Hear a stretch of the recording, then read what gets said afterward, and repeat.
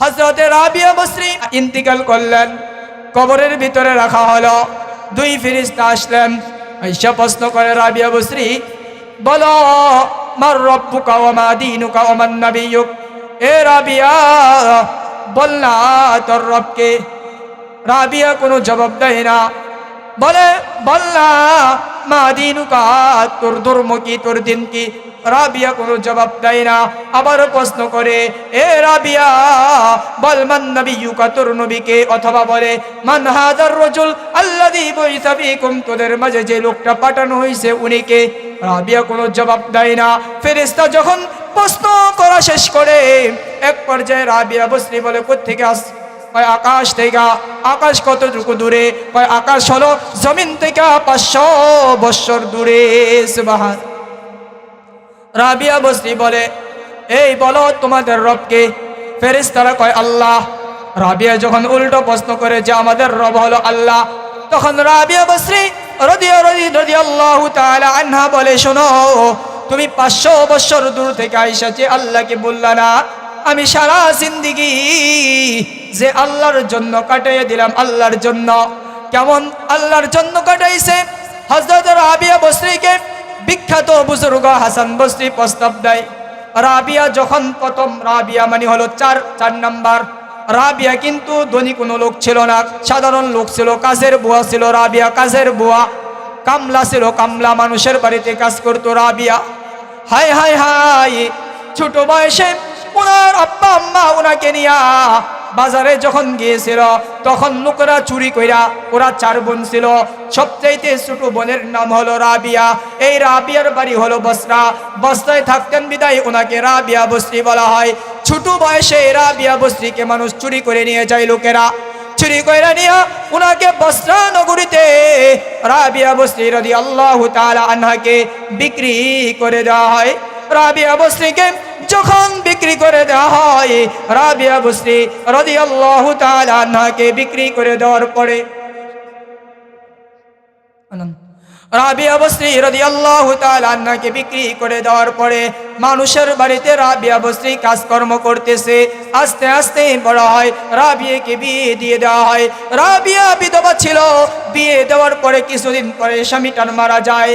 স্বামী মারা যাওয়ার পরে রাবিয়ার অন্তরের ভিতরে বয়ে যায়, হায় হায় হায়, এই জিন্দেগি আমাকে আমার মাওলা দিলেন, এই জীবন আমার মাওলার জন্য, এই হাত আমার মাওলার জন্য, এই পা আমার মাওলার জন্য।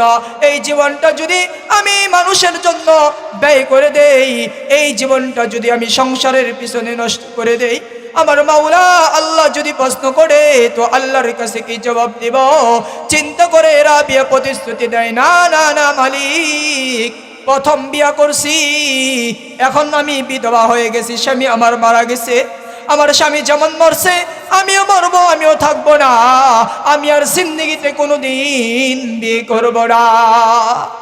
এই রাবিয়া বসরিকে প্রস্তাব দেয় হাসান বসরি। রাবিয়াকে বলে, রাবিয়া আমার সাথে সম্পর্ক জড়াবানি, বিয়ে আমাকে করবানি। হাসান বসরি যখন এই প্রশ্ন করে রাবিয়াকে, রাবিয়া বলে, করব, শর্ত আছে। কয় কি শর্ত? বলে, আমার 1 নম্বর শর্ত জবাব দাও, আমি যেদিন আল্লাহর আদালতে দাঁড়াবো, তো আল্লাহ বলছেন কেউ আমলনামা ডান হাতে পাবে, কেউ আমলনামা বাম হাতে পাবে। জবাব দাও, আমি আমার আমলনামা ডান হাতে পাবো না বাম হাতে? হাসান বসরি বলে, জবাব আমি দিতে পারবো না। এবার রাবিয়া বসরি বলে, এটা যদি না পারো তো আরেকটা প্রশ্ন করি, শোনো। আল্লাহ তাআলা বলছেন হাসরের কঠিন ময়দানে কেউ জান্নাতি হবে অথবা কেউ জাহান্নামী হবে। হাসান জবাব দাও না, আমি জান্নাতি হব না জাহান্নামী হব? হাসান বসরি বলে, রাবিয়া এই প্রশ্নের জবাব আমি দিতে পারবো না। রাবিয়া বসরি বলে, ও হাসান বসরি, এত বড় আল্লাহওয়ালা তুমি যদি আগুনকে বলো আগুন নিভে যাও, তোমার হুকুমে আগুন নিভে যায়। হাসান বসরি কত বড় বুজুর্গ ছিল। শামউন নামে এক অগ্নি পূজারী ছিল, অগ্নি পূজা করত। তো শামউনকে একদিন হাসান বসরি বলে, এ শামউন, আল্লাহর উপরে ঈমান আনো। হাসান বসরি যখন এই কথা বলে, শামউন বলে, হাসান ঈমান আনলে আমার কি হবে? বলে, তুমি যদি ঈমান আনো, 1 নম্বর পুরস্কার আল্লাহ তোমাকে মাফ করে দিবে, 2 নম্বর তোমাকে আল্লাহ জান্নাত দিবে। হাসান বসরিকে অগ্নি পূজারী শামউন বলে, তাই নাকি? বলে হ্যাঁ। বলে হাসান, এটা শুধু মুখে বললে হবে না, কাগজে কলমে লিখতে হবে। হাসান বসরি বলে কাগজ কলম আনো। কাগজ কলম আনা হলো। হাসান বসরি রাদিয়াল্লাহু রাহিমাহুল্লাহ উনি কাগজ কলমের ভিতরে লিখে দিলেন যে শামুন মুসলমান হয়েছে, কালিমা পড়েছে, বিদায় তার সমস্ত গুনাহ মাফ। দ্বিতীয়ত এই শামুন সে জান্নাতি, যেহেতু সে মুসলমান হয়ে গেছে। কালিমাটা লেখা উনি বাক্য লেখা রেখে দিলেন আর বললেন নাও শামুন, কাগজটা তোমার হাতে দিলাম। শামুনের হাতে যখন কাগজটা দেয়, শামুন বলে হাসান বসরি এই কাগজের আমার দরকার নাই নাই, কাগজ দিয়ে আমি কি করব রে? হাসান বসরি নাও নাও নাও, তোমার হাতের লেখাটা তোমার হাতে আমানত রাখলাম। বাইরে আমি কি করব? হাসান বসরি যখন এই প্রশ্ন করে, তো শামুন বলে শোনো, যেদিন আমি দুনিয়ার জমিন থেকে চলে যাব, আমি যেদিন ইন্তিকাল করব, ওই দিন আমার গোসলটা হাসান তুমি পড়াইবা, যেহেতু তোমার হাতে মুসলমান হয়েছে। 2 নম্বর কথা, আমার কাফনের কাপড়টা তুমি পড়াইবা। আর আমার কাফনের কাপড়ের ভিতরে আজকে যে তুমি চিঠি লিখলা যে আমি জান্নাতি, এই চিঠিটা তুমি আল্লাহ তাআলার এই চিঠিটা তুমি লিখা দিবা, আমার কাফনের ভিতরে দিয়ে দিবা। হাসান বসরি বলে কি করবা? বলে আমি কিছু করব না। আল্লাহ যদি আমাকে বলে শামুন আমি আল্লাহর বড় নাফরমানি ছিলে, মূর্তি পূজা করতে, আগুনের পূজা করতে জাহান্নামে যা, ওই সময় আমি আল্লাহকে বলবো মালিক জাহান্নামে কেমনে দিবা? দেখো আমি জান্নাতি, জান্নাতি সার্টিফিকেট আছে। যদি বলে কে দিছে? বলবো হাসান বসরি জান্নাতের সার্টিফিকেট দিছে। সুবহানাল্লাহ। হাসান বসরি জান্নাতের সার্টিফিকেট দিছে। হাসান বসরিকে বলে এইটা দেখায়া দেখায়া জান্নাতে চলে যাব। ওই হাসান বসরিকে রাবিয়া বসরি বলে, হাসান তুমি তো বড় বুজুর্গ মানুষকে জান্নাতের সার্টিফিকেট দাও, তাইলে আমার ব্যাপারে বলো না আমি জান্নাতি না জাহান্নামী? হাসান বসরি বলে রাবিয়া তোর প্রশ্নের উত্তর আমি দিতে পারবো না। রাবিয়া বলে যদি উত্তর দিতে না পারো শুনে রাখো, আমি তো এখন চিন্তা করতেছি আল্লাহ হাসরের ময়দানে আমার আমলনামা ডান হাতে নেয় না বাম হাতে দেয়, এই চিন্তায় আমি পেরেশান। শোনো হাসান, আমি বড় চিন্তায় আছি, হাসরের ময়দানে আমি জান্নাতি না জাহান্নামী এই চিন্তায় পেরেশান। বিদায় আমার প্রথম স্বামী যেদিন ইন্তিকাল করছে, যেদিন আমি বিধবা হয়েছি, ওদিন থেকে আল্লাহর কাছে নিয়ত করেছি মালিক এই জীবন যতদিন বেঁচে থাকে আর জিন্দেগিতে কোনোদিন বিয়ে করে নিজের জীবনটাকে দুনিয়ার কাজে ব্যস্ত করব না। সুবহানাল্লাহ। কাজেই আমি বিয়ে করতে পারবো না। এই রাবিয়া বসরিকে ফেরেশতারা প্রশ্ন করে, বলো না তোমার রবকে, তোমার দিন কি, তোমার ধর্ম কি, তোমার নবীকে? রাবিয়া বসরি বলে আসতা কোত্থেকে? কয় আকাশ থেকে। দূরত্ব কত? কয় 500 বৎসর। রাবিয়া বসরি বলে 500 বছর দূর থেকে আইসা যে আল্লাহকে তুমি বললা না, এ ফেরেশতা শোনো শোনো, যে আল্লাহর জন্য প্রথম বিয়ে করে দ্বিতীয় কোনো বিয়ে করলাম না, যে আল্লাহর ভয়ে আমি কোনো কিছুই করি নাই, তুমি কিভাবে ভাবলা আমি মাত্র 3.5 হাত মাটির তলে? বলো ফেরেশতা তোমরা দূরে না আমি দূরে? কয় আমরা ফেরেশতারা দূরে। রাবিয়া বসরি বলে এত দূর হওয়ার পরও যদি আল্লাহকে না বলা, আমি মাত্র 3.5 হাত মাটির তলে আইসা কিভাবে আল্লাহকে বলি? শুনে রাখো আমার মালিক আল্লাহ, দিন আমার ইসলাম, নবী আমার মুহাম্মাদুর রাসূলুল্লাহ। আল্লাহ তাআলার কাছে ফেরেশতারা যায়, আল্লাহ রাবিয়া তো এমন বলেছে এমন করেছে। আল্লাহ বলে এ ফেরেশতারা এমন এক নারীর কাছে গিয়েছ যেই নারীর জন্য আমি আল্লাহ দুনিয়াতে আসার আগেই জান্নাতের ব্যবস্থা করে রেখেছি। সুবহান। এ হলো বাবা রাবিয়া। এ আমার মায়েরা, নিজেদের জীবনটা রাবিয়ার মতো গড়। কাজের মেয়ে হয়েও জান্নাতি, কাজের মেয়ে হয়েও নিজের জীবনটা জান্নাতি করে নিছে। মা গরিবারে তামাশা ই চমন্দর কারে নিস, দাগায়ে সিনায়ে কম তারাজ গুলজারে নিস, দাগায়ে সিনায়ে কম তারাজ গুলজারে নিস। এ আমার বাবা খাতুনে জান্নাত হযরত ফাতেমা জোহরা রাদিয়াল্লাহু তাআলা আনহা স্বামী আলীকে ডাক দেয়, স্বামী আমার ঘরের ভিতরে খাওয়ার মতো কোনো কিছুই নাই, জান জান শুধু সন্তান হাসান হুতান উপবাস, এরা খানার জন্য আফসোস করতেছে, খানা চায় কোত্থেকে দিব, একটু বাজারে যান, কামাই রোজগার করে খানার ব্যবস্থা করেন।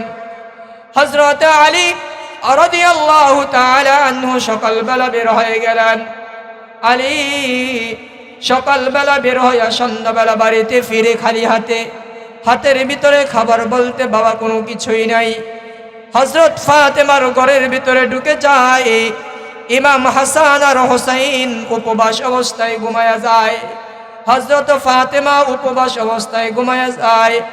সকাল যখন হয় দ্বিতীয় দিন, হযরত ফাতেমা বলে আজকে যান। হযরত আলী রাদিয়াল্লাহু তাআলা আনহু রওনা দিলেন দ্বিতীয় দিন। সন্ধ্যা হয়ে যায়, সন্ধ্যাবেলাও খাবারের কোনো ব্যবস্থা নাই। হযরত আলী সন্ধ্যাবেলা আবার খালি হাতে ফিরে। ওই দিনও দ্বিতীয় দিনও উপবাস অবস্থায় সবাই ঘুমায়া যায়। তৃতীয় দিন হযরত আলী রাদিয়াল্লাহু তাআলা আনহু খানা আনার জন্য যায় বাজারে। উনি বাজারে যাওয়ার পরে হযরত আলী রাদিয়াল্লাহু তাআলা আনহু সন্ধ্যা যখন হয়, বাড়ির কোনায় খালি হাত নিয়া, খালি ব্যাগটা নিয়া বাড়ির কোনায় দাঁড়ায় আছে। ঘরের ভিতরে ঢুকে না, চোখের ভিতরে লজ্জা লজ্জা বাপ, চেহারার ভিতরে বাবা লজ্জার বড় সাপ। হযরত আলী রাদিয়াল্লাহু তাআলা আনহু খালি ব্যাগটা নিয়ে দাঁড়ায় আছে। মা ফাতেমা ঘরের ফাঁক থেকে কিনারে দিয়ে দেখছে স্বামী আমার দাঁড়ায় আছে, হাতের ভিতরে কিছু নাই, মনটা বহু বড় বেজার। ফাতুনে জান্নাত ফাতেমাতুজ জোহরা রাদিয়াল্লাহু তাআলা আনহা দিরিয়ার করে নাই। স্বামীরে ডাকতে বলে, স্বামী রে, তোমাকে আমি ঘরে কিন্তু ঢুকতে দিব না, যেই পর্যন্ত না হাসি মুখে না ঢুকবেন ওই পর্যন্ত ঢুকতে দেব না। স্বামী মন খারাপ করার কোনো কিছুই নাই, খানা নাই তাতেও আমার কিছু আসে যায় না। স্বামী আপনি কি জানেন না, কেউ যদি খায় আল্লাহর শুকরিয়া আদায় করে, এটাকে আল্লাহ পছন্দ করে, আর কেউ যদি না খায়া উপবাসটাকে ধৈর্য ধারণ করে, তাকেও পছন্দ করেন আল্লাহ সুবহানাল্লাহ। হযরত ফাতেমাতুজ জোহরা রাদিয়াল্লাহু তাআলা আনহু এই কথা যখন বলছে, আলী খুশি মনে করে ভিতরে ঢুকে গেছে। ওই দিনও উপবাস অবস্থায় তৃতীয় দিন স্বামী স্ত্রী সন্তান সবাই না খায়া ঘুমায় আছে। কিছুদিন পরে সরকারে দু আলম আমার আপনার নবী আলাইহিস সালাম হযরত ফাতেমা রাদিয়াল্লাহু তাআলা আনহার বাড়ির পাশ দিয়ে যায়। যখন যাইতেছে আল্লাহর রাসূল ফাতেমার ঘরের সামনে দিয়ে ডাক দেয়, মা ফাতেমা আসনি। হযরত ফাতেমা পর্দার আড়াল থেকে ডাক দেয়, আব্বা জান ঘরের ভিতরে আছি। আল্লাহর রাসূল বলে, ফাতেমা একটু আসো, তোমাকে দেখবো। মারে অনেক দিন হয়ে যায় তোর চেহারাটা দেখি না, আস না, তোর চেহারাটা একটা বারের জন্য দেখি। আল্লাহর নবী যখন বললেন, ফাতেমা বলে, আব্বা জান আমি কিভাবে আপনার সামনে চেহারা দেখাবো? বাবা গো, আমি যেই ঘরের ভিতরে আছি এমন এক ঘরের ভিতরে আছি বাবা, আমার গায়ের ভিতরে যেই জামা, এই পরিমাণ জামা নাই, যেই পরিমাণ জামা নিয়ে একজন মেয়ে তার বাবার সামনে যাইতে পারে। বাবা যাইতে পারবো না, আপনি চলে যান। আল্লাহ তাআলার নবীকে কথাটা বলার পরে রসুলের দিলে বাবা লাগছে।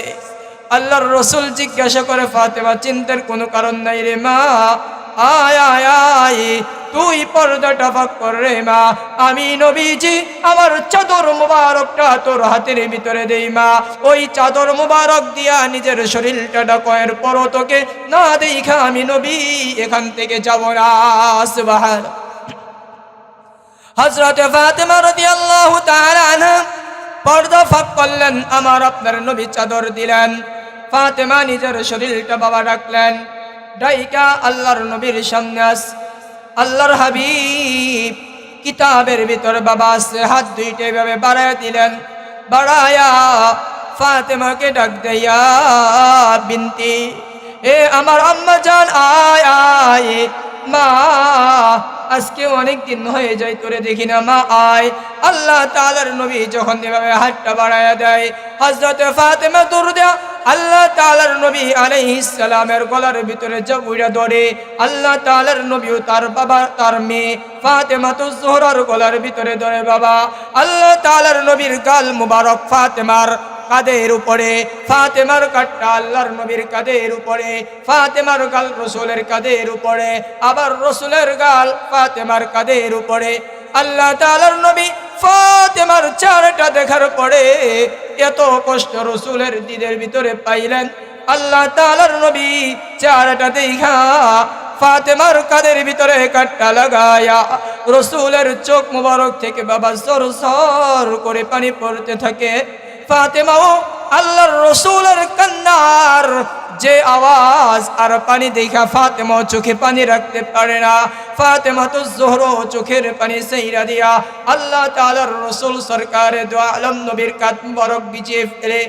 একদিকটা আল্লাহর নবী কাঁদেন আরেক দিকটা খাতুনে জান্নাত ফাতেমাতুজ জোহরা কাঁদে আল্লাহ তাআলার নবী বলে মারে ছোট বয়সে তুই তোর মা হারাইছস খাদিজাকে মারে আমি নবী যেরকম এতিম আমি নবী আমার মাকে পাই নাই আমার মাকে ছোট বয়সে হারাইছি মা ফাতেমা তুই তো ছোট বয়সে তোর মারে হারাইছস মারে তোর মার মতো আমি নবী তোরে লালন পালন কইরা বড় করছি আর তোরে আমি নবী ছোট মেয়ে হিসেবে সব সময় মা মা বলে ডাকছি ফাতেমারে তোর চেহারা তো এত দুর্বল ছিল না তোর চেহারা তো অনেক সুন্দর ছিল রে ফাতেমা শরীরের ভিতরে গোশত মাংস ভরা ছিল ফাতেমা আজকে তোর কি হয়ে গেল তোর গলের সাথে তোর হাড্ডির সাথে গালের চামড়াগুলো বালাই গেছে শরীরের কাপড় চোপড়গুলো অত্যন্ত ময়লা মারে তোর চেহারার দিকে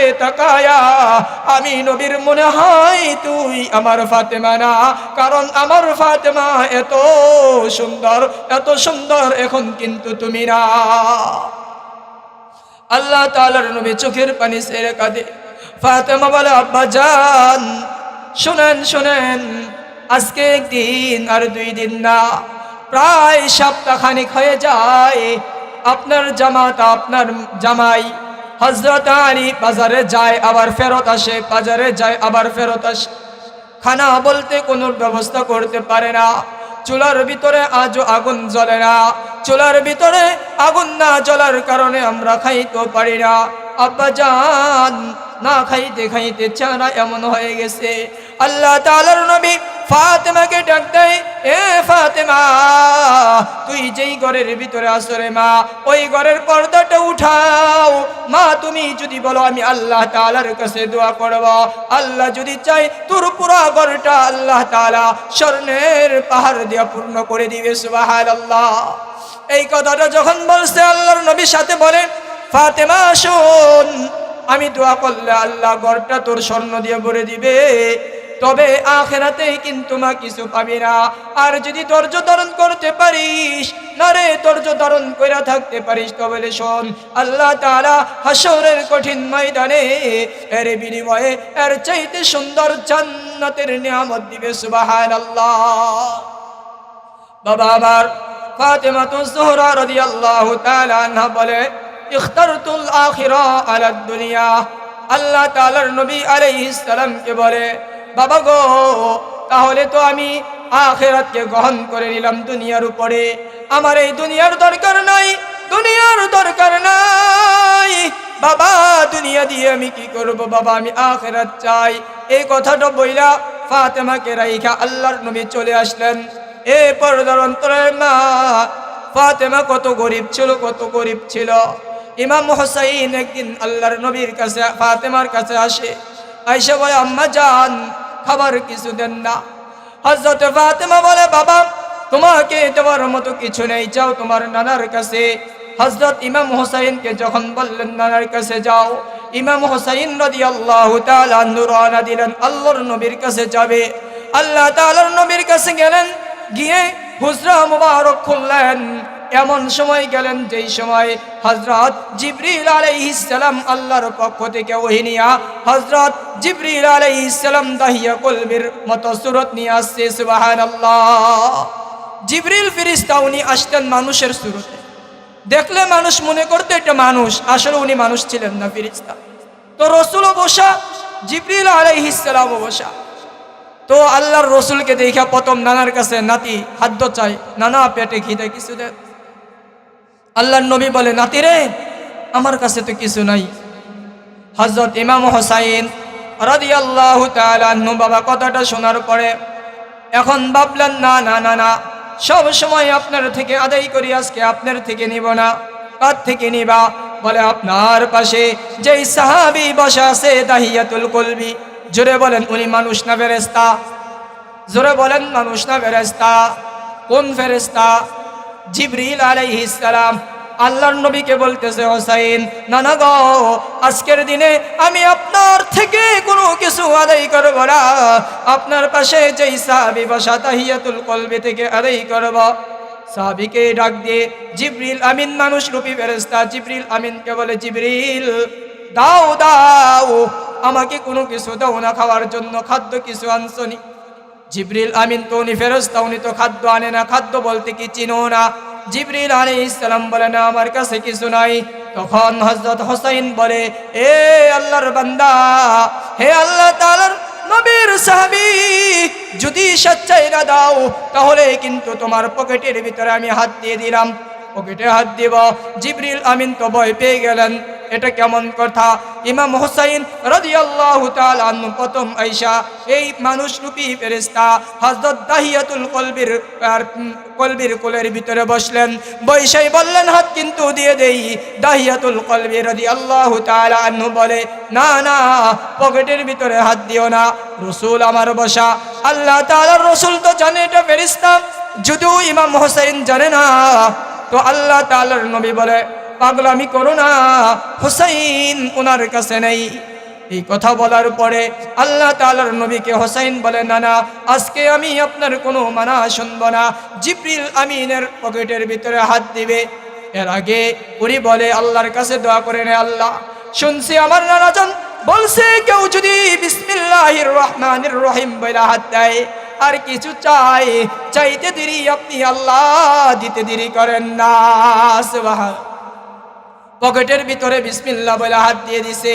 যেই না হাত ঢুকাইছে, বাবারা আবার কিতাবের ভিতরে লিখে রব্বুল আলামিন আল্লাহ তাআলা সাথে সাথে জান্নাত থেকে জান্নাতের আঙ্গুলের একটা থোকা জিবরিল আমিনের পকেটের ভিতরে আল্লাহ পাঠাইয়া দিছে। সুবহানাল্লাহ। হোসাইন এখন পকেট থেকে আঙ্গুলের ঠোকাটা বের করছে। যেই না হোসাইন পকেট থেকে আঙ্গুলের ঠোকাটা বের করছে, কইরা আল্লাহর নবীকে বলে, আল্লাহর নবী দেখছেন নি আপনার সাহাবী কত বড় মিথ্যুক, আপনার সাহাবী কত বড় মিথ্যুক। পকেটের ভিতরে আঙ্গুরের থোকা রাইখা বলে তার কাছে নাকি খাদ্য নাই, আমার সাথেও আবার আমাকেও দিতে চায় না, আমার সাথেও বেয়াদবি করে। কথাটা বলতে দেরি আল্লাহ তাআলার নবী আলাইহিস সালাম মনে মনে কিছুটা ভয় পেলেন। কি বলল? নাতি আমার ছোট মানুষ কিছু বুঝে না, সে তো জানে না এটা জিবরিল আমিন, কিন্তু আল্লাহ যদি রাগ করে তো এমনই সময় আল্লাহ তাআলার রাসূল যখন এরকম চিন্তাটা করে, হোসাইন বলে, না না, কি চিন্তা করেন, দেন আঙ্গুল ফলটা আপনি খান। আল্লাহ তাআলার নবী বলে, আমি খাবো, নাও তুমিও খাও। হোসাইন বলে, না না, আজকের দিনে আঙ্গুল ফল আমি খাবো, আপনি খাবেন। আমার আপনার পাশে একজন মেহমান বসা, যার পকেট থেকে আঙ্গুল নিলাম উনি খাবেন, এটা কেমন করে হয়? না না না না, আপনার সুন্নত হলো মেহমানও খাবে মেজবানও খাবে, কাজেই না না, চিন্তার কোনো কারণ নাই। আপনি ওই সাহাবীকে দেন দাহিয়াতুল কলবি জিবরিল। জিবরিল আলাইহিস সালামকে হোসাইন আঙ্গুলের থোকা দিয়ে বলে, আপনি খান। আপনারা বলেন ফেরেশতারা খায়নি? আল্লাহ বলেন, লা ইয়াসুনাল্লাহ মা আমারহুম ওয়া ইয়াফআলুনা মা ইউমারুন। ফেরেশতারা খায় না, ফেরেশতারা পানও করে না। লা ইউযাক্কারু ওয়া লা ইউআন্নাস, কয় এরা খায় না, ইয়াকুল ওয়া লা ইয়াশরাব, খায় না পানও করে না, এরা আল্লাহর নাফরমানিও করে না। জিবরিল আমিনকে বলে খান। আল্লাহর নবীর দিকে জিবরিল আলাইহিস সালাম চোখে চোখে কথা বলে। আমার আপনার নবী আলাইহিস সালামকে জিবরিল আলাইহিস সালাম চোখে চোখে বলে, আল্লাহর নবী জিন্দেগিতে কোনোদিন আঙ্গুল ফল খাই নাই, আমার পকেটে তো আঙ্গুল ফল ছিল না, আসলো কোত্থেকে? খাবো না, খাওয়া কি জিনিস আমি তো বুঝিও না। আল্লাহ তাআলা ইতিপূর্বে তার নিকটে জানায় দেয়, এ জিবরিল, খাওয়ার তোর দরকার নাই, মুখের ভিতরে দে, আমি আল্লাহর নাম নিয়া হজম করানোর শক্তি আমি আল্লাহ দিয়ে দিব। সুবহানাল্লাহ। এই হোসাইন এমন এক সাহাবী যিনি জিবরিল আলাইহিস সালামকে জীবনে একবার আঙ্গুল খাইয়েছে, জীবনে। জিবরিল আলাইহিস সালাম তখন আল্লাহকে প্রশ্ন করে, আল্লাহ এটা কি? চিনলাম না তো, এটা কোন লোক আমাকে আঙ্গুল খাওয়াইতে বাধ্য করে? যখন এই কথাটা বললেন, আল্লাহ বলে, জিবরিল, চিনো না, চিনো না, এটা হলো আমার নবীর নাতি হোসাইন, জান্নাতি যুবকদের সরদার। সুবহানাল্লাহ। বাবারে আমার, হযরত ফাতেমা রাদিয়াল্লাহু তাআলা আনহা কত গরিব ছিলেন, কত গরিব ছিলেন, কত অসহায় ছিলেন। ফাতেমাতুজ জোহরা রাদিয়াল্লাহু তাআলা আনহার জীবনী বলতেছি। আল্লাহর নবীর বড় আদরের মেয়ে ছিল ফাতেমা। উনি যেদিন ইন্তিকাল করবেন ওদিন খুব জ্বর, অসুস্থ হয়ে গেছে। ফাতেমাতুজ জোহরা রাদিয়াল্লাহু তাআলা আনহার জ্বর আসছে প্রচন্ড। হযরত আলী মুয়াজ্জিন মসজিদ থেকে আযান দেয়, হাইয়া আলাস সালাহ, হাইয়া আলাস সালাহ। আযান দিতে দেরি, আলী মসজিদে নববীতে যাইতে দেরি না। হযরত আলী রাদিয়াল্লাহু তাআলা আনহু নামাজটা পড়লেন। নামাজ পড়িয়া ফজরের নামাজের পরে ঘরে আসলেন। আয়েশা যাই নামাজের ভিতরে খোঁজে, যাই নামাজে আয়েশা খোঁজে আমার বিবি কই। হযরত আলী রাদিয়াল্লাহু তাআলা আনহু অন্যদিন মসজিদ থেকে যাই নামাজে আয়েশা খুঁজলে ফাতেমাকে পেতেন, কিন্তু ওই দিন দেখে ফাতেমা যাই নামাজে নাই। আলী রাদিয়াল্লাহু তাআলা আনহু পুরাটা ঘর তন্ন তন্ন করে খোঁজে, আমার ফাতেমা গেল কই, ফাতেমা গেল কই। ফাতেমা তো অসুস্থ, এই মুহূর্তে কই গেল?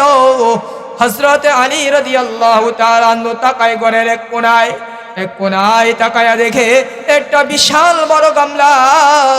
ওই গামলার ভিতরে হযরত আলী রাদিয়াল্লাহু তাআলা আনহার পরিহিত কাপড়, ওই গামলার ভিতরে ইমাম হাসান আর হুসাইনের পরিহিত এক গামলা কাপড়, এক বালতি কাপড় ভিজিয়ে রাখছে। অপর দিকটা খাতুনে জান্নাত ফাতেমাতুজ জোহরা রুটি বানানোর জন্য আটার কাই গুলা করছে, খামিরা তৈরি করতেছে। হযরত আলী যখন দৃশ্যটা দেখলেন অবাক হয়ে গেলেন। বিবিকে আবার জিজ্ঞাসা করে, বিবি আমার, দুনিয়াতে তুমি যখন যেই দিন থেকে আমার ঘরে আসতো রে বিবি, কোনোদিন এরকমটা দেখি নাই। সব সময় দেখছি আমি আলী যখনই মসজিদে নববী থেকে আসছি, আইসাই দেখতাম তুমি ঘরের ভিতরে যাই নামাজের ভিতরে বৈশা বৈশা আল্লাহর নামের তাসবিহ জপো, আল্লাহ তাআলার জিকির করা। ফাতেমা, আজকে যে তোমাকে আশরাক করতে দেখলাম না, আজকে যে তুমি দুনিয়ার কাজ নিয়ে ব্যস্ত। ফাতেমাতুজ জোহরা বলে, স্বামী আমার, কারণ আছে। আলী বলে, কি কারণ একটু বলবানি? হযরতে ফাতেমাতুজ জোহরা বলে, স্বামী শুনেন, আজ রাত্রে যখন আমরা সেহরি খেয়েছিলাম, সেহরি খাওয়ার আগে আব্বাজান আমাকে স্বপ্নে এসে বলে গেছে, ফাতেমা রে, আজকে দুনিয়ার জমিনে আলীর সাথে তোর সেহরি হবে, কিন্তু ফাতেমা তুমি ইফতার দুনিয়ার জমিনে করবে না, ইফতার আমি নবীর সাথে জান্নাতের দস্তরখানে করবে। সুবহানাল্লাহ। তার মানে হলো আমি আর দুনিয়াতে থাকবো না, চলে যাব। স্বামী রে, ও আমার মা বোনেরা, চিন্তা করো ফাতেমা কি বলে। ফাতেমাতুজ জোহরা বলে, স্বামী আমার, আমি যদি চলে যাই, এতদিন আমি দুনিয়াতে ছিলাম, আপনার কাপড়গুলো আমি নিজ হাতে পরিষ্কার করছি। স্বামী রে, এতদিন আমার সন্তানের কাপড়গুলো নিজ হাতে পরিষ্কার করছি। আমি যদি আজকের দিনে আল্লাহর আদালতে চলে যাই, আমি যদি মারা যাই, স্বামী বলেন না এই কাপড়গুলো কে পরিষ্কার করবে? আমি তো আর কোনোদিন পারবো না, এই কারণে মৃত্যুর আগে আপনার কাপড়গুলো পরিষ্কার করে দিয়ে গেলাম। স্বামী আমার, মৃত্যুর আগে আমার সন্তানের কাপড়গুলো পরিষ্কার করলাম। মৃত্যুর আগে আপনাদের ইফতার করার খাদ্য আমি ফাতেমা তৈরি করে দিয়ে গেলাম, যাতে কিয়ামতের ময়দানে এই কথা বলতে না পারেন যে আমার বিবি মালিক আমার হক আদায় করে নাই। সুবহানাল্লাহ। এমন বিবি পাওয়ার তো আশাই করা যায় না, কল্পনাতীত। মাশাআল্লাহ, অনেক মা বোন আছে স্বামীদের মহাব্বত করে, অনেক মা বোন আছে স্বামীদের যথেষ্ট মহাব্বত করে, স্বামীর মহাব্বত আছে, স্বামীদের খেদমত করে। আল্লাহ তাআলার নবী বলেন, যেই নারী তার স্বামীকে সন্তুষ্ট রাখলো, যেই নারী তার স্বামীর হক আদায় করছে, যেই নারীর প্রতি তার স্বামী বড় খুশি, বড় সন্তুষ্ট, আল্লাহ তাআলার নবী বলেন ওই নারী মরতে দেরি, আল্লাহর তৈরি জান্নাতে ঢুকতে দেরি না। সুবহান। হযরত আলী বুঝে ফেললেন ফাতেমা আর বাঁচবে না। হযরত ফাতেমাও বুঝলেন যে উনি আর বাঁচবে না। এইভাবে কথা বলতেছেন, বলতে বলতে মসজিদে নববীতে যোহরের আজান বাবা হয়ে যায়। হযরত আলী যোহরের নামাজ পড়তে যায়। যোহরের নামাজ পড়তেছে, এমন সময় ইমাম হাসান আর হোসেন বাড়িতে খেলাধুলা করতেছে। ফাতেমার ওই দিন জ্বর, প্রচন্ড জ্বর, জ্বরের মাত্রা বাড়তেছে। যখন জ্বরের মাত্রা বাড়ে, হযরত ফাতেমা সহ্য করতে না পারিয়া হাসান হোসেনকে ডাক দেয়, বাবারে তোমাদের আব্বাজানকে মসজিদ থেকে ডেকে আনো না। হযরত ইমাম হাসান আর হোসেন দৌড়ে যায়, হযরত আলীকে বলে, বাবাজি আমার মা কেমন জানি করতেছে, অসুস্থ। মা বলছে জলদি করে যাওয়ার জন্য। হযরত আলী জানে বিবি আমার অসুস্থ, দৌড়ে চলে আসছে। বাড়িতে আসার পরে দেখে হযরত ফাতেমা অসুস্থ অবস্থায় ছটফট করতেছে, জ্বরের কারণে ছটফট করতেছে।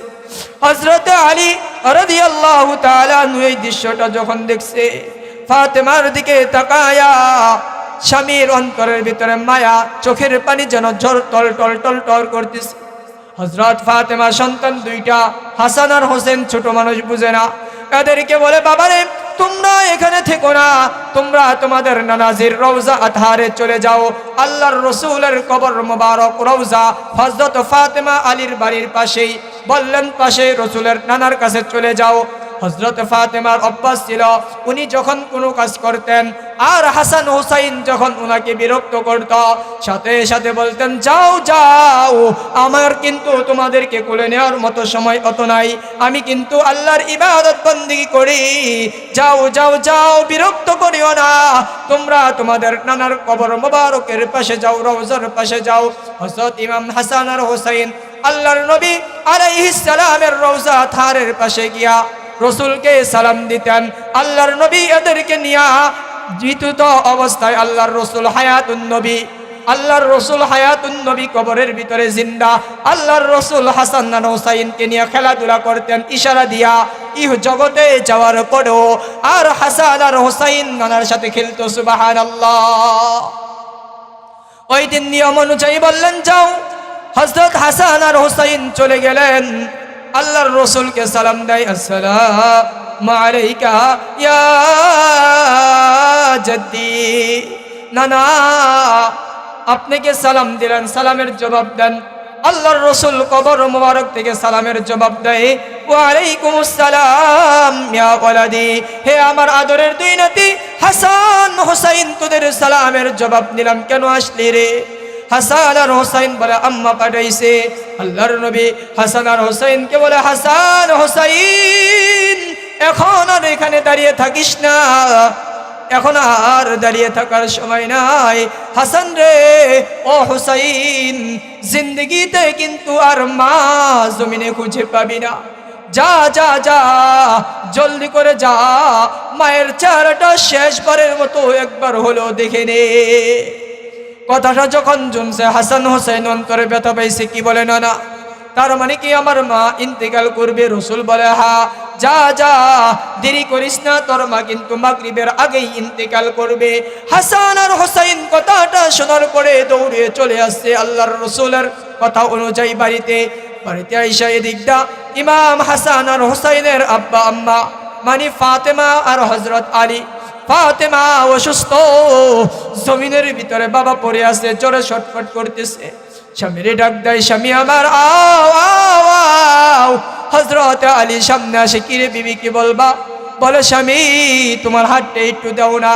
হযরত আলী হাতটা বাড়াইয়া দিছে।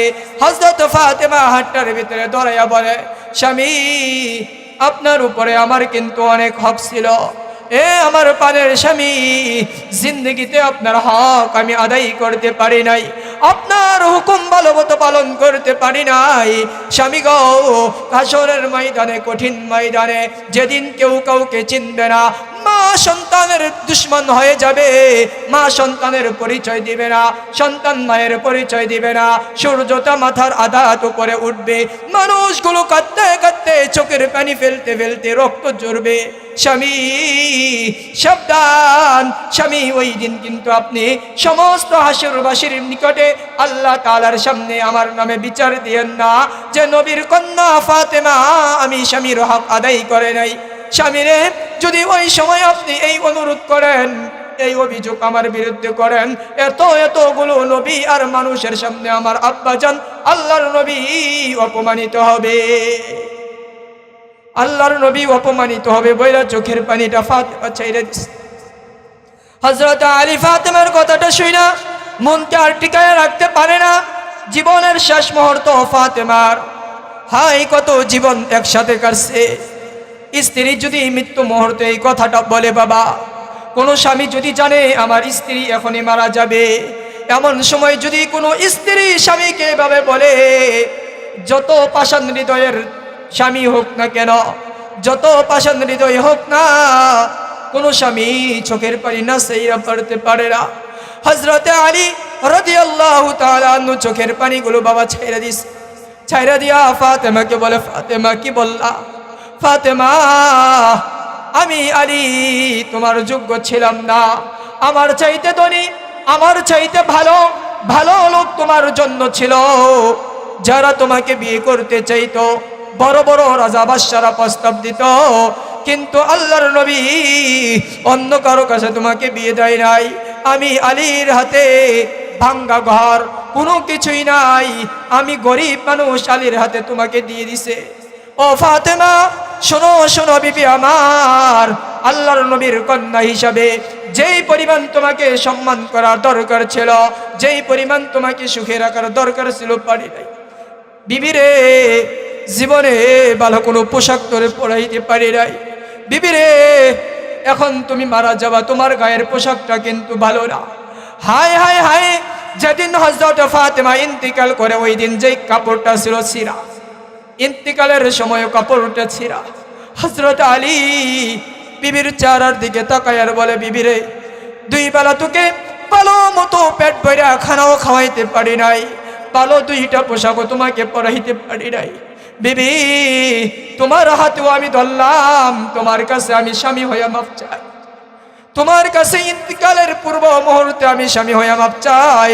হাসরের কঠিন ময়দানে তুমি কিন্তু আল্লাহর আদালতে বিচার দিও না যে আল্লাহ আমার স্বামী আমাকে জিন্দেগিতে সুখ দেয় নাই। বিবিরে তুমি যদি আল্লাহর আদালতে আমার ব্যাপারে বিচার দায়ের করো, আর আল্লাহ তাআলার নবী যদি আমার প্রতি নারাজ হয়ে যায়, তাহলে এতগুলো মানুষের সামনে আল্লাহ নারাজ হয়ে যাবে। আল্লাহ যদি নারাজ হয়ে যায়, বিবিরে আমি জাহান্নাম ছাড়া কোথাও যেতে পারবো না, দে দে আমারে মাফ করে দে। ইমাম হাসান আর হোসাইন আসতেছে, আয়েশা দেখে এই কথা বইলা হযরত আলীও কান্দে, ফাতেমাও কান্দে। হাসান হোসাইন রসুল বললেন, জলদি করে যাও, তোমাদের মা আর বাঁচবে না। আসরের নামাজের পূর্ব সময় হাসান আর হোসাইন দৌড়ে আসে। আয়েশা দেখে সরকারে দু আলম নবীর কন্যা ফাতেমা আর তাদের আব্বা জান হযরত আলী দুইজন কান্দে, একজন আরেকজনের হাতের ভিতরে ধরছে। হাসান আর হোসাইন আগ থেকে রাস্তায় রাস্তায় কান্দতে কান্দতে আসে, আমার মা থাকবে না, মা থাকবে না।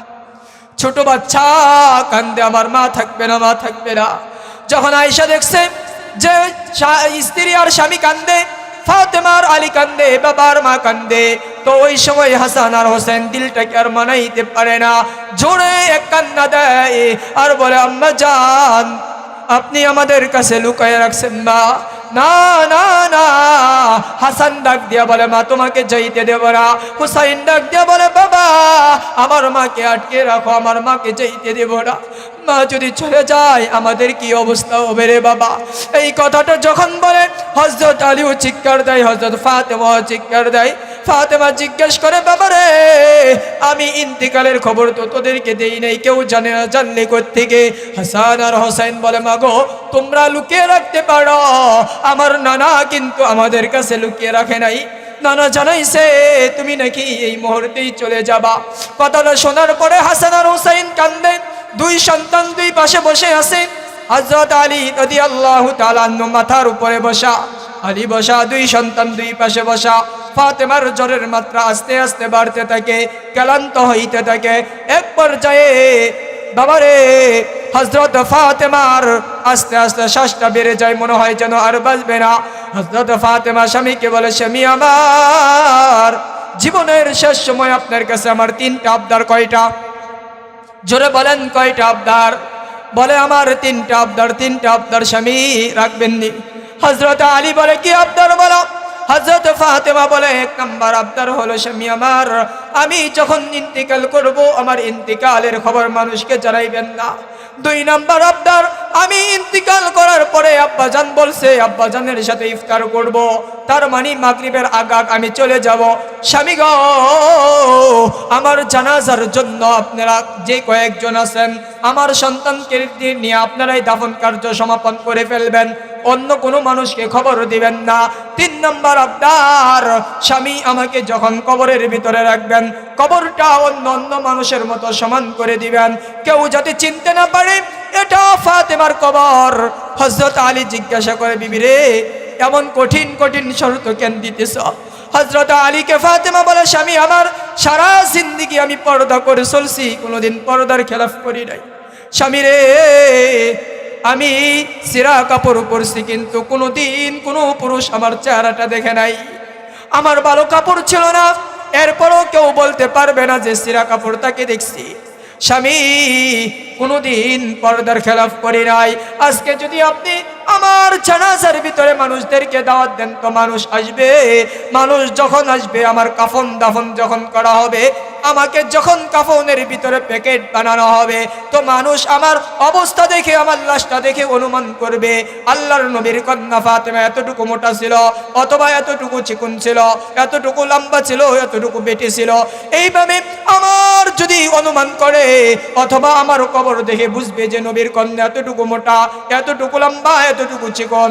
আলী রে, আল্লাহর আদালতে আমি ফাতেমা কোনো জবাব দিতে পারবো না। হযরত আলী হতভম্ব হয়ে গেলেন। ফাতেমার রোগ বাড়তেছে, আলী মাথার উপরে দাঁড়ায় আছে, স্বামী তার বিবির মাথার ভিতরে হাত বুলাই দিতেছে। ফাতেমা ইন্তিকাল করবে, স্বামী মাথার উপরে হাত বুলাই দেয়। ইমাম হাসান আর হোসাইন হাতের ভিতরে হাত দুইটা মুছে দিতেছে। মা, দুইটা সন্তান মা মা বলে কাঁদতেছে, এতিম হয়ে যাবে। স্বামী বিবির মাথার উপরে হাত বুলাই দিতেছে। কিছু সময়ের ব্যবধানে হযরতে ফাতেমাতুজ জোহরা রাদিয়াল্লাহু তাআলা আনহা বাবা ইন্তিকাল করলেন।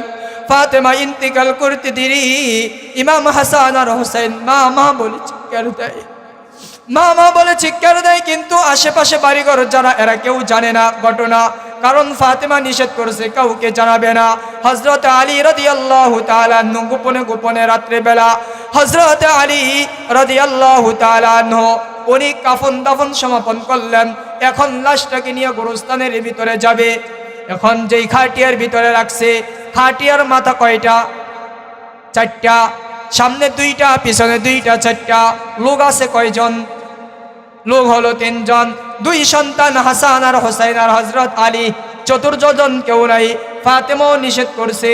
এখন হযরত আলী রাদিয়াল্লাহু তাআলা আনহু খাটিয়ার ভিতরে ফাতেমাকে রাখছে।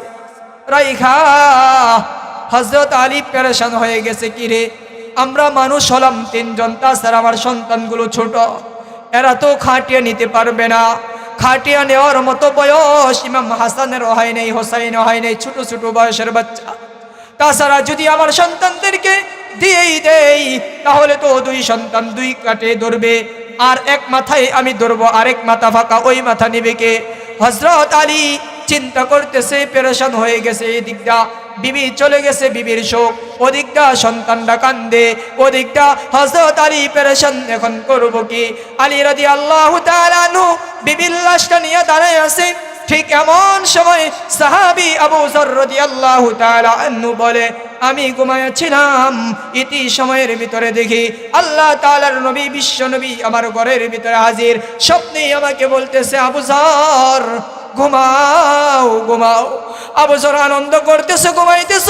ও আবু যর, আমার কলিজার টুকরা, আমার ফাতেমা দুনিয়ার জমিন থেকে চলে গেছে। ফাতেমার লাশ নেওয়ার মতো কিন্তু কেউ নেই। আবু যর রে, ফাতেমার লাশ বহন করবে এমন কেউ নাই, জলদি করে আমার ফাতেমার কাছে যা। আবু যর স্বপ্নের ভিতরে কথাটা শোনার পরে দৌড়ে দাঁড়িয়ে গেলেন, দৌড় দিলেন, অজু করলেন, গিয়ে দেখে ইমাম হাসান হোসাইন মাল্লাশের পাশে কান্দে। হযরত আলী পেরেশান অবস্থায় আছে, কি করবে লাশ নিয়া? ফাতেমার উপদেশ, কাউকে খবর দেওয়া যাবে না, আর এদিক দিয়া তিনজনে নেওয়া যায় না, সন্তান হলো ছোট, এরাও পারবে না। হযরতে আবু যর রাদিয়াল্লাহু তাআলা আনহু যখন হযরত আলীকে দেখলেন এই অবস্থায়, আবু যর সালাম দেয়, আসসালামু আলাইকা ইয়া আইয়ুহা আম্মাতু রাসূলিল্লাহ, আম্মু রাসূলিল্লাহ, ইবনু আম্মি রাসূলিল্লাহ, হে আল্লাহর রাসূলের চাচাতো ভাই আলী, আপনার উপরে সালাম। পেরেশান কেন গো? হযরতে আলী যখন দেখছে আবু যরকে, চিন্তায় পড়ে গেছে, কি রে, ফাতেমা না আমাকে মুমূর্ষু অবস্থায় ওসিয়ত করছে কাউরে খবর দিবা না, আমিও তো কাউরে খবর দেই নাই, আসলো কোত্থেকে? মানুষ তো জেনে গেছে, তাইলে ফাতেমার সাথে ওসিয়ত আমার পালন করা হবে না। হযরত আলী রাদিয়াল্লাহু তাআলা আনহু চিন্তা করতেছে, কি কাজটা করলাম, কেমনে এমনটা হলো? হযরত আবু যরকে প্রশ্ন করে, আবু যর ভাই রে, আমি কিন্তু তোরে জানাই নাই, কোনোদিন বলি নাই, ফাতেমার মৃত্যুর খবর আমার দুই ছেলে আর আমি ছাড়া আর কেউ জানে না, তুমি কেমনে জানলা?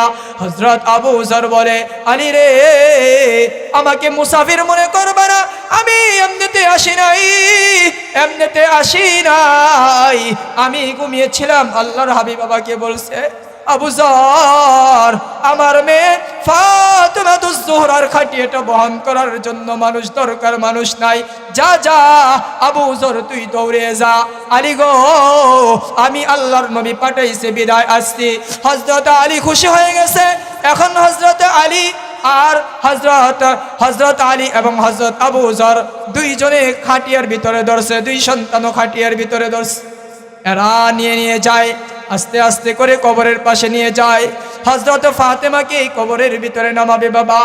যখন নামাবে, হযরতে আবু যর রাদিয়াল্লাহু তাআলা আনহু কবরকে সম্বোধন করে বলে, ইয়া আইয়ুহাল কবর, কবরকে বলতেছে, ও কবর, জানোনি আজকে তোমার বুকে কাকে রাখা হবে? কবর কোনো কিছুই বলে না। আবার প্রশ্ন করে, কবর জানোনি তোমার বুকে কিছুই রাখা হবে? কিছুই বলে না। আবার হযরত আবু যর প্রশ্ন করে, জানোনি কাকে রাখা হবে? এমন সময় আল্লাহ তাআলার কাছে কবর অনুমতি চাই, মাওলা আমি তো উত্তর দিতে পারি না, উত্তর দেওয়ার মতো তৌফিক আপনি দিয়ে দেন। সুবহানাল্লাহ। আল্লাহ তাআলা মাটির জবান খুলে দিলেন, ওদরে কুদ রচ্চদারি হরচ খাহি আকুনি, মুর্দারা জিন্দা কুনি, জিন্দারা মুর্দা কুনি। কবরের জবান বাবা খুলে গেল। কবর এখন হযরত আবু যর রাদিয়াল্লাহু তাআলা আনহুকে বলে, এ আবু যর কাকে রাখো? বলে, শোনো রে, তোমার ভিতরে আজকে যাকে রাখতেছি এটা কিন্তু সাধারণ কোনো নারী না, অন্য কোনো নারী না। কি বলে? এটা হলো দুজানের সরদার নবী মুহাম্মদুর রাসূলুল্লাহর কলিজার টুকরা, নয়নের মণি ফাতেমাতুজ জোহরাকে রাখতেছি। এরপরে বলে, শোনো শোনো, তোমার ভিতরে যাকে রাখতেছি আসাদুল্লাহ বিল গালিব, আল্লাহর সিংহ আলীর বিবিকে রাখতেছি। খবর কোনো জবাব দেয় না। এরপরে বলে, শোনো, তোমার ভিতরে জান্নাতের পুরুষদের সরদার হাসান হুসাইনের মাতাকে রাখতেছি। সাবধান সাবধান, ফাতেমার সাথে কিন্তু খারাপ ব্যবহার করবে না। কবর জবাব দেয়, এ আবু যর শোনো শোনো, আমি আলীর বিবিকে চিনি না, আমি বিশ্ব নবীর কন্যাকে চিনি না, আমি হাসান হুসাইনের মাতাকে চিনি না, আমি তাকেই চিনি, আমি তার সাথেই ভালো ব্যবহার করব যে আমার ভিতরে আমল নিয়ে আসবে। সুবহানাল্লাহ।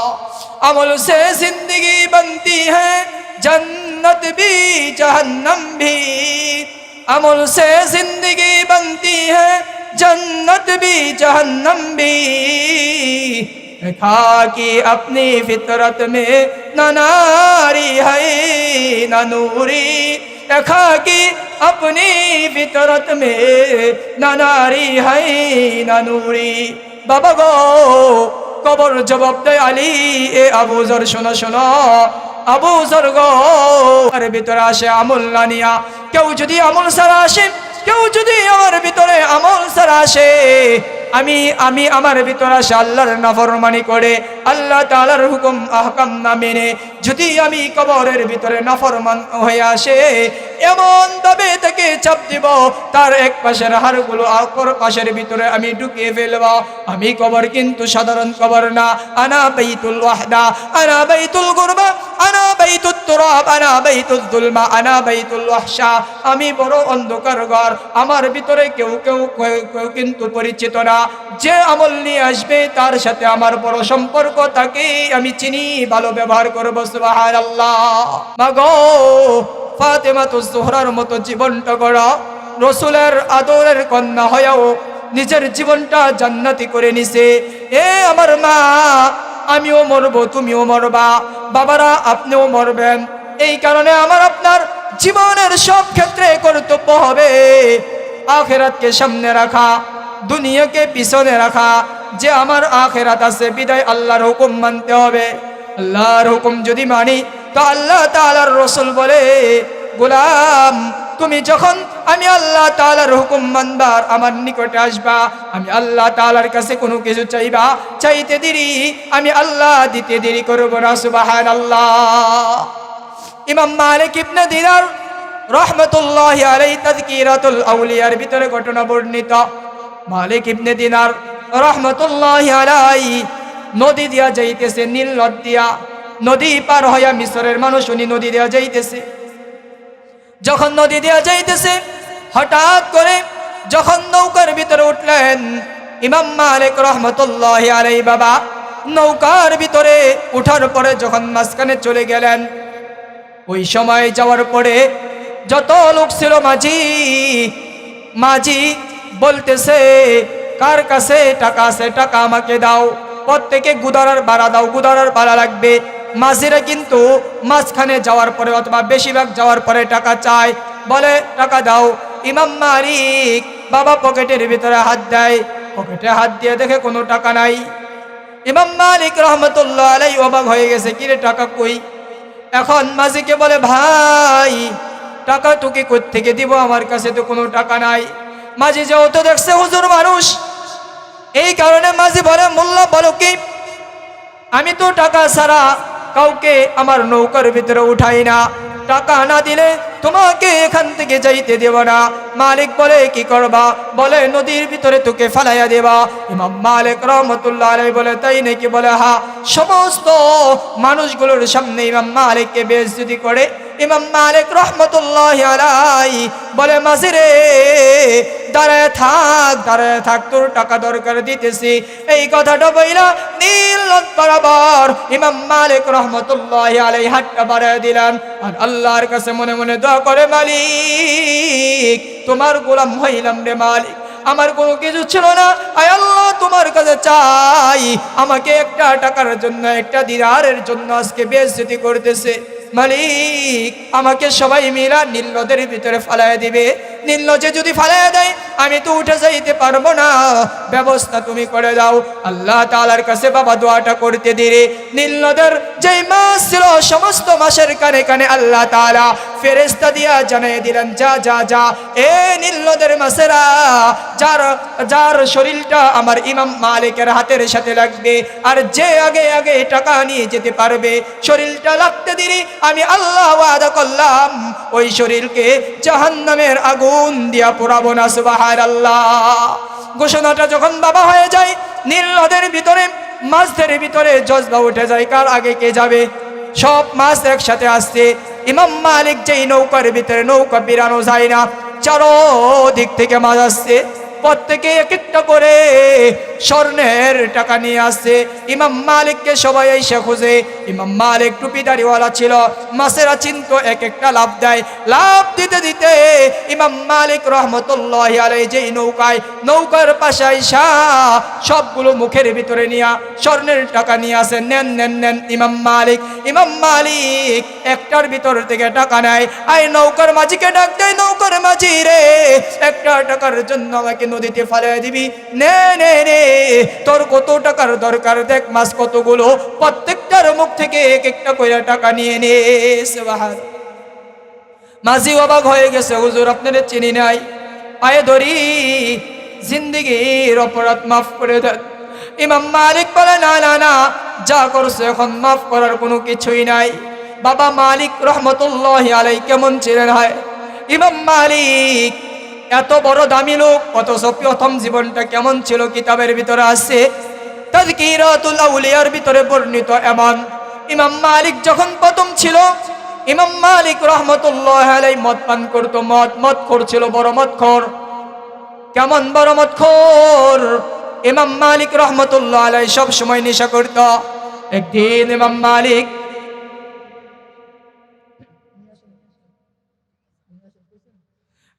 ইমাম মালিক রহমতুল্লাহ আলাইহি উনি অবাক হয়ে গেছে। ইমাম মালিক রহমতুল্লাহ আলাইহি মদ খায়া মাতাল হয়ে আছে। এমন সময় স্বপ্নে দেখতেছে উনার একটা মেয়ে ছিল। উনি স্বপ্ন দেখতেছে যে কিয়ামতের ময়দান কায়েম হয়ে গেছে। ইমাম মালিক রহমতুল্লাহি আলাইহিকে কিয়ামতের ময়দানের ভিতরে দাঁড় করায় দিছে। হাসরের ময়দানে ইমাম মালিক রহমতুল্লাহি আলাইহি দাঁড়িয়ে আছে। একবার দৌড়াইতে দৌড়াইতে দৌড়াইতে দৌড়াইতে সামনে যায়। সামনে গিয়ে দেখে বিশাল এক বড় পাহাড়, ওর পিছনে রয়েছে বিশাল বড় বড় সাপ।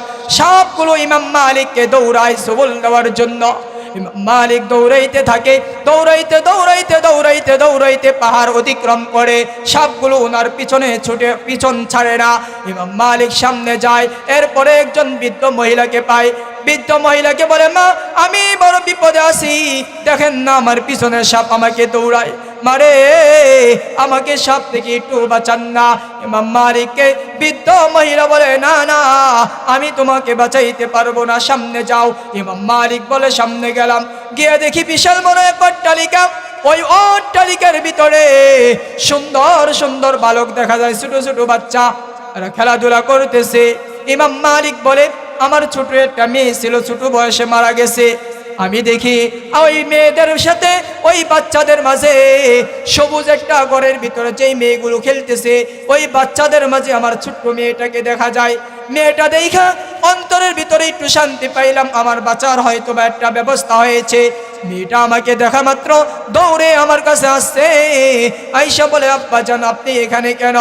ইমাম মালিক রহমতুল্লাহ আলাইহি বলে, আম্মা জান তুমি এখানে কেন? ইমাম মালিককে বলে, আব্বা আমরা যত মানুষ ইন্তিকাল করি ছোট বাচ্চা, প্রত্যেকটা বাচ্চাকে এই ঘরের ভিতরে ইব্রাহিম আলাইহিস সালাম আমাদেরকে কোরআন শিখায়। সুবহানাল্লাহ। এই ঘরের ভিতরে শিখায়। তো ইমাম মালিক বলে, সাপটাকে?